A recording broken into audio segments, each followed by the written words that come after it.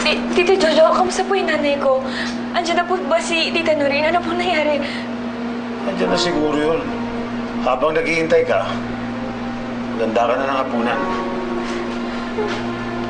Oh, narinig mo ba sinabi ko? Saka mo na isipin ang nanay mo. Ha? Tito Jojo, hindi ko pwede hindi isipin ang nanay ko. Ngayon pa na alam ko kung nasan siya, na pwede ko siya madalaw. Na nanganganib ang buhay niya ngayon. Tito Jojo, anak ako. Nangungulila ako sa nanay ko. Kaya kailangan kong malaman kung anong nangyari sa nanay ko. Tapos pinagkakait niya sa akin. May kabastusan ka rin ah. Ha? Sweetheart. Don't waste your energy. May katwiran naman to si Pepay eh. Dahil gusto niyang malaman kung ano ang nangyari sa nanay niya. Well, Pepay,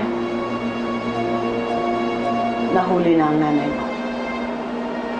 Nahuli na siya ng mga asong pinakawalan ng jail guards. Ligtas mo ba yung nanay ko?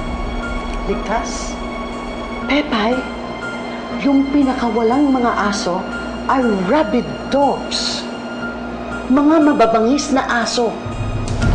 Nilapa nila ang nanay mo. Pinatay nila ang nanay mo. Hindi. Hindi ako naniniwala sa inyo. Ayaw mo maniwala? Ito ang pruweba.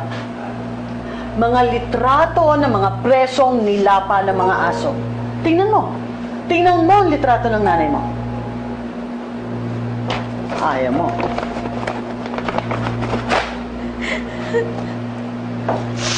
Ayan. Tingnan mo.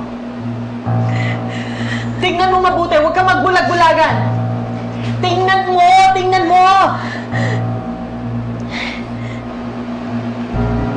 Hindi yan ang nanay ko. This is your mother's dead body. Ayaw mong maniwala sa mga pulis? Sila ang nagsabi. Ano ba ang gusto mo? Hindi kita niloloko? Yan ang nanay mo. Paano ko malalaman na nanay ko yan? Hindi ko nga makilala yung mukha. Paano ako maniniwala sa inyo, Tita Noreen? Kung buong buhay ko, pinaniwala niyo sa akin na walang pakialam ang nanay ko at iniwan niya ako. Hindi ko maintindihan kung bakit ka nagagalit sa akin, Pepay. Ako na bumuhay sa'yo. Ako ang bumuhay sa'yo, hindi ang patay mong nanay.